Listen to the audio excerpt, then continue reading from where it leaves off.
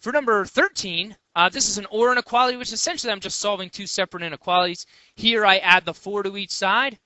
So I find out that 11 is greater than z, which I can rewrite as z is less than 11. Over here, I've got to add the 14 to each side. So I add 14 to each side. So I find out that 3z is greater than a 45. I divide each side by the 3.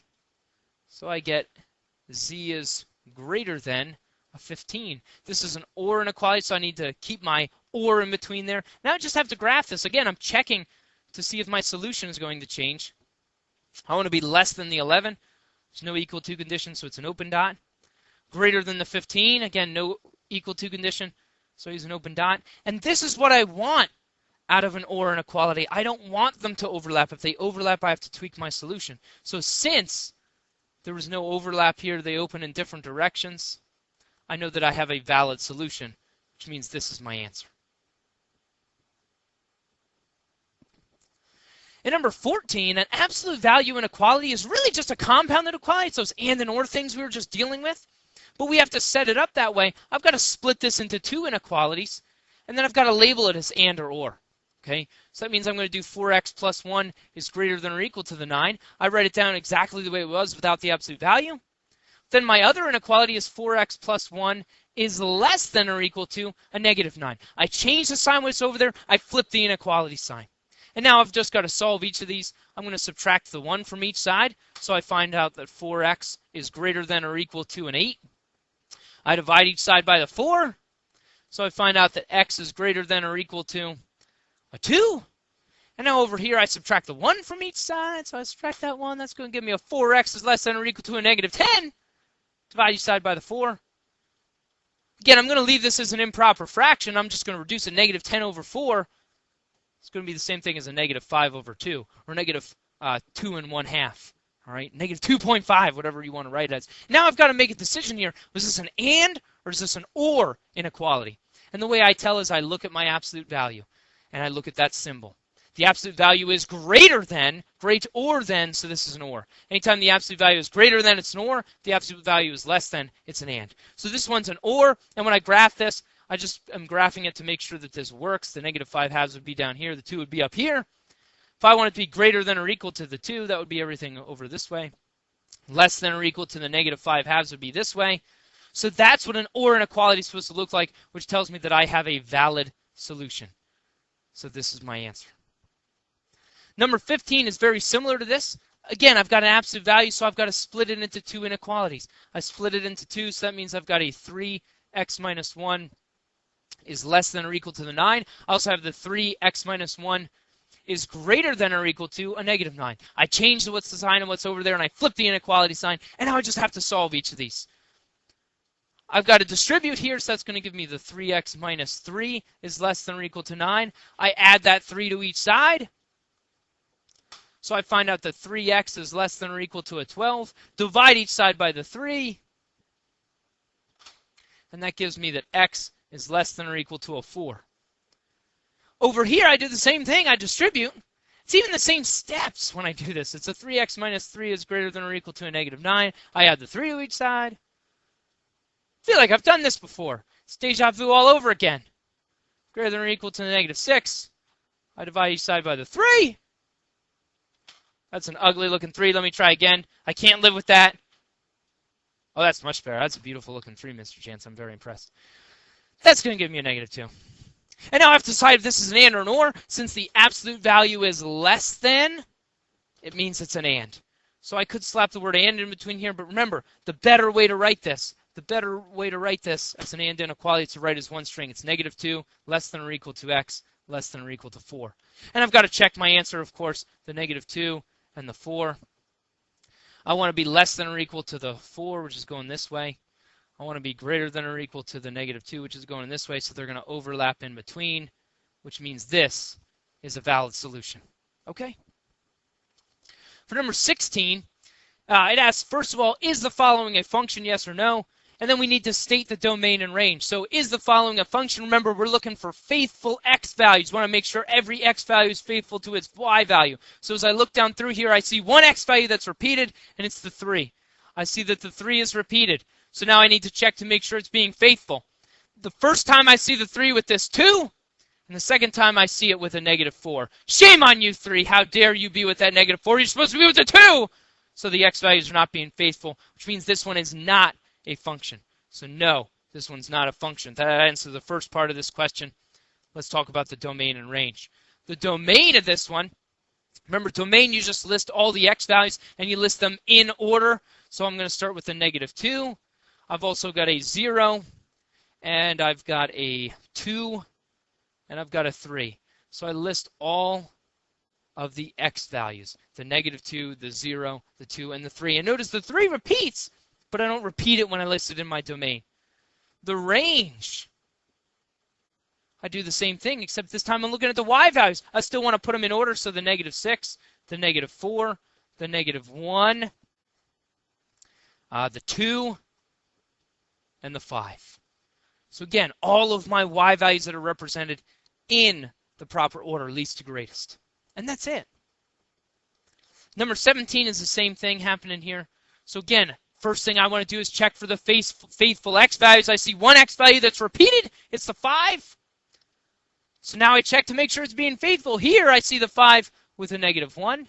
Here I see it with a -1. So that's okay. That x value is still only with one y value, which means this one is a function because all the x values are faithful.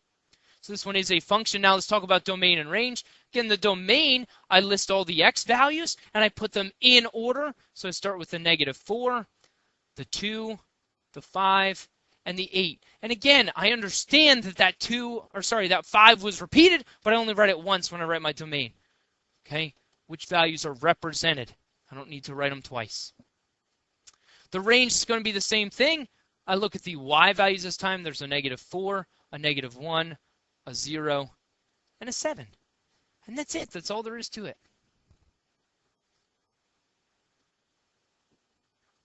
For number 18, it asks us to find the next 2 terms of the arithmetic sequence. An arithmetic sequence, remember, is a sequence in which we get to each consecutive term by adding a constant value each time. So when I look at this to get from 21 to 17 to 13, I have to figure out what I'm adding each time. And for this one, it's going to be a -4. 21 plus a -4 gives me a 17. Plus a -4. A -4 gives me a 13. Plus a -4 would give me a 9. Plus a -4 would give me a 5.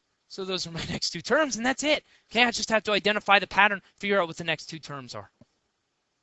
In number 19, we're going to find the 24th term of the sequence. And for this one, remember, an arithmetic sequence uses this formula. The a of n equals a of 1 plus n minus 1 times d. Okay, remember, a of n is the nth term that we're looking for. A of 1 is the first term, n is the number of the term, and d is the common difference. It's the thing we're adding each time. So now if I'm looking for the 24th term, I'm looking for a of 24. Okay, the 24th term, that's telling me I'm looking for the 24th term. That's the n value. So now a of 1, the first term that's listed, if I were to plug an n value of 1 in, I would get a 7 out. Again, it's the first term that's listed. That's your a of 1. It's the first term of the sequence. That's a 7. Plus n minus 1 times d. N is the 24. Again, we're looking for the 24th term. We want to see what that term is. D is the difference, the common difference thing we're adding each time. So if I look at the pattern, 7, 11, 15, 19, I'm adding 4 each time, so my d value is 4. And now I just need to simplify this. I just need to plug it in. So I've got a of 24 equals 7 plus 23 times 4. So I get a of 24 equals 7 plus 92. And then 7 plus 92 gives me a 99. So when I write this, I can say that a of 24 equals 99. And again, this is my function notation. It shows me my input and my output. The n value that went in and the a of n that came out. Okay, that's why I'm using function notation, because it gives me all of those things in a nice succinct way. All right, so this one's 99. And number 20, it's asking me to find the n value. So when I do this, I'm going to start with my same formula. The a of n equals a of 1 plus n minus 1 times d. But when I'm doing this, I'm going to be looking for n. This is going to be my variable, which means I need to plug something in for everything else. All right? Some of these are easy to identify. A of 1 is the first term of the sequence. That's this guy right over here, the negative 2. Okay, a of 1 is always the first term. So that's an easy one to identify. That's the negative 2. I know n is going to be my variable. D is the thing I'm adding each time, and when I look at this, I'm adding a 2 each time, so that's my D value. So now I have to have something for a of n. There's not many choices left, and it makes sense when you think about it. Let me write the n values above each of these terms. This is the first, so that's an n value of 1. Here's an n value of 2, 3, 4. And then the 212 would have an n value of, well, I don't know, so I would just call it n. That's our generic one. That's our variable. Okay? And when you think about it, it's function notation. This is my input is 1, so my output is negative 2. So a of 1 equals a negative 2. And that's how I got these guys right here. Again, up here, it's input versus output. So when I do a of 2, it gives me a 0. When I do a of 3, it gives me a 2. A of 4 gives me a 4. A of n would give me the 212, which means a of n, this piece right here, equals the 212. That's my a of n value. And now I need to solve this for n. And there's a couple ways you can approach this. I'm going to go ahead and add the 2 to each side. So I add the 2, that gives me a 214 equals n minus 1 times 2. I've got to distribute this 2. I'm going to bring that off to the side. So I've got 214 equals 2n minus 2. And I finished solving this thing. I've got to add the 2 to each side. So I'm adding this 2 to each side. That gives me a 216. I divide each side by the 2. Even though I wrote a 3 like a crazy person. 2. I find out that n equals, looks like 108. And that's it. Okay? 108. It's the 108th term. For number 21, it asked me to write a linear equation to describe each table. All right, so it's already telling me that this is linear. And remember, linear equations are the same thing as arithmetic sequences. They follow the same pattern. And with this one, when I look at this, I'm adding 1 each time over here. So I'm adding 1, adding 1, adding 1. That's like my n values. I'm counting up my first term, my second term, my third term, fourth term, fifth term. All right? And so this, when I look at what I'm adding over here, I'm adding a negative 5 each time. Plus negative 5, plus negative 5. So that's like my d value. Remember, the relationship that this has is when we do y equals, the slope, the m, is the same as the d value here. So it's a negative 5x. And then from here, we discovered that we always use the value that's paired up with an x value of 0. It's the y-intercept when x equals 0 is this guy right here. So I'm going to do plus whatever that y value is, which for this case, it's an 11. Okay? And that's how we get to this shortcut, the way it relates to arithmetic sequences. Okay? For number 22, it's very similar. I'm adding 1 each time, which is great. Over here, I'm adding 3 each time. So the pattern is I'm adding 3 plus 3 plus 3 plus 3. So that means it's going to be y equals 3x because the common difference is the same as my slope. But now from here, I don't see the value that's paired up with 0. It's like I'm missing that piece of this thing. If I had a 0 here, what would the y value be? Well, we can treat this just like a sequence because that's what it is. It's an arithmetic sequence. If I continued the pattern, working backwards, I'm subtracting 3 each time. This would be a negative 6 right here. So it's going to be a 3x minus 6. And that's it. Hope this was helpful, and good luck on your test tomorrow.